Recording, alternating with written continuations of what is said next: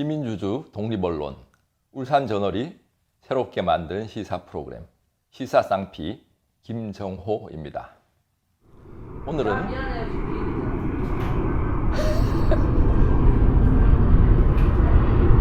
야, 비행기 지나가는 거지.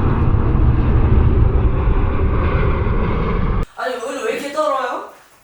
떠는 건 아닌데 주제가 어렵다. 시민주주 독립언론 울산저널이 새롭게 만든 시사 프로그램 시사 쌍피의 김정호입니다. 오늘은 지난 7월 20일 울산시의회가 폐지한 교육청 학교민주시민교육조례 폐지조례안 통과에 대한 얘기를 함께 나눠보려고 합니다.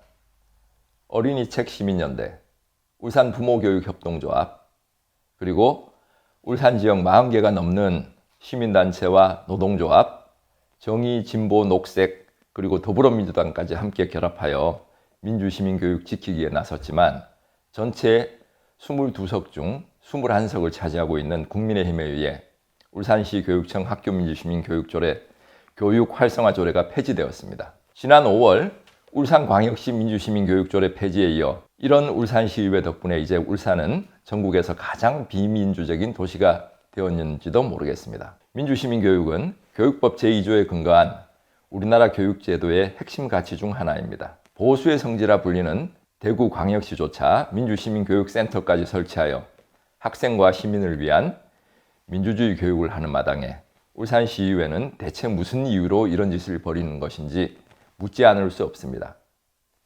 민주시민교육의 기본 철학이 되는 보이텔스바흐 합의라는 것이 있습니다. 통일이 되기 전 서독에서는 지금 우리와 같이 진보와 보수의 극한 대립이 있었다고 해요. 그때 진보 보수 학자들이 함께 모여서 세 가지 합의를 이뤘는데요. 첫 번째 합의는 강압 금지의 원칙이라는 것입니다. 가르치려 들지 않는다는 것이죠.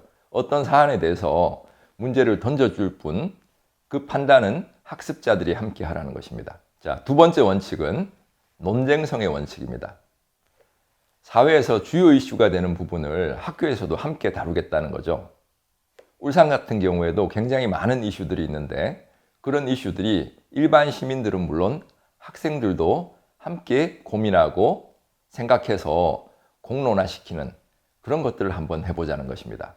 세 번째 원칙은 이해관계 인지의 원칙입니다. 앞의 첫 번째와 두 번째 과정을 통해서 나의 이해관계가 어디에 속하는지를 알게 되면 당연히 나중에 투표를 하게 될 때 나의 이해관계에 적절하게 맞는 정당에 투표를 하거나 후보자에게 투표하게 되겠죠. 자, 그래서 민주시민교육이란 시민이 똑똑해지는 교육, 그리고 이런 토론 과정을 제대로 수행하려고 그러면 우리가 정치 얘기를 하면 항상 싸우거나 하잖아요.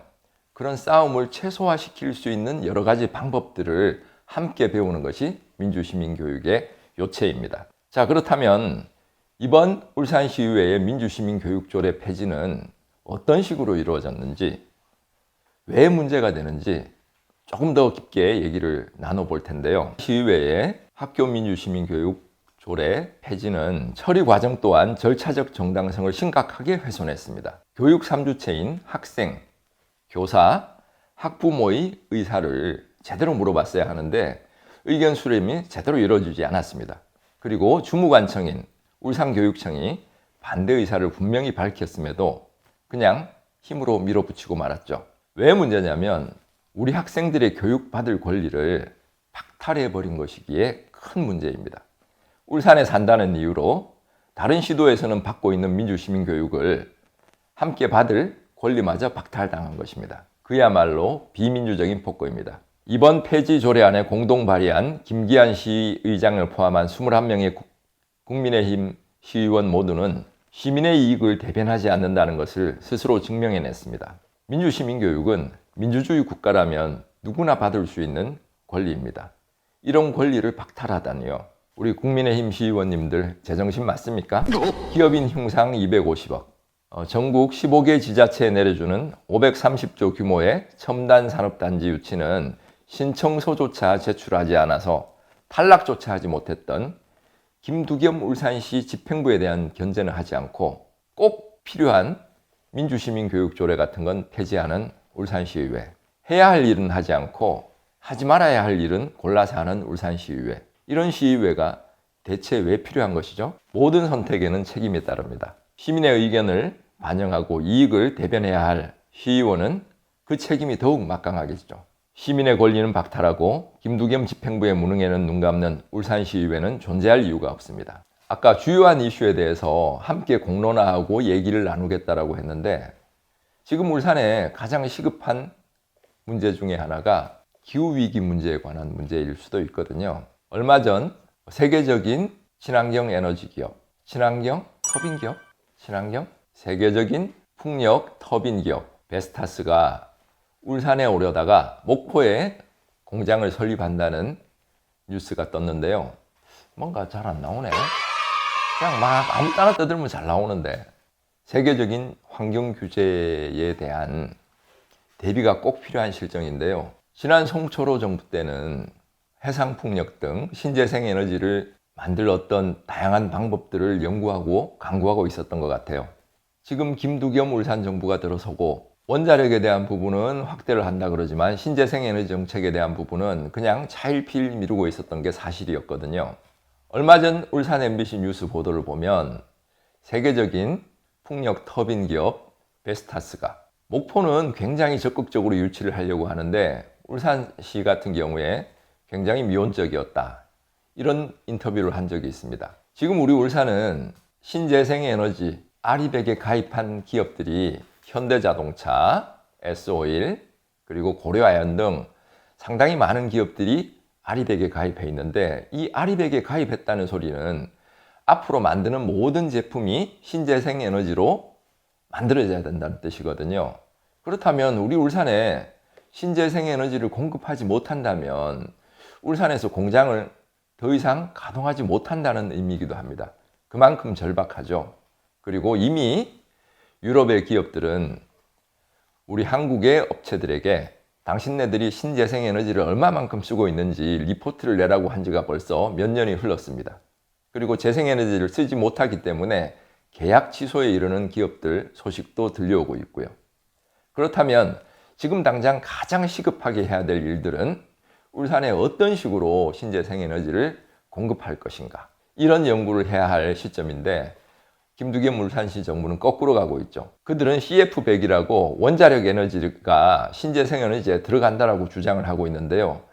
세계 표준은 우리 울산시가 정하는 것이 아니라 세계적인 기업들, 마이크로소프트, 애플 이런 기업들이 아리백에 가입했는데, 대한민국은 CF100이니까 우리의 사정을 들어주세요 한다고 들어줄 리가 만무하지 않습니까?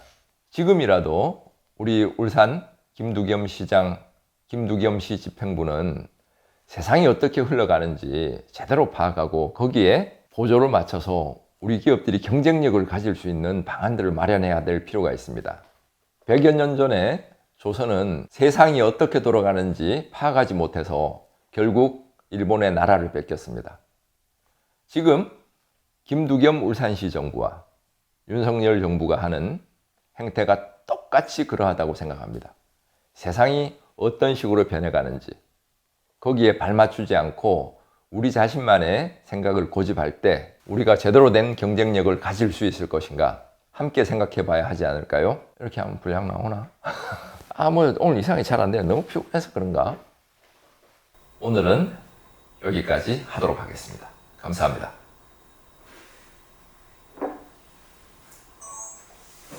아이고, 편집하기 너무 힘들겠다. 큰일 났다. 한 번 더요? 네.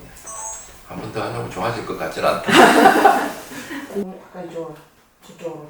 그렇지. 한 잔 마시고. 약간 느끼하고 이글거리는 그런 느낌. 구독, 좋아요, 알림 설정 아시죠? 너무 늦게 하나? 한 번만 더 할게요. 너무 늦게 하는 이거 좋아.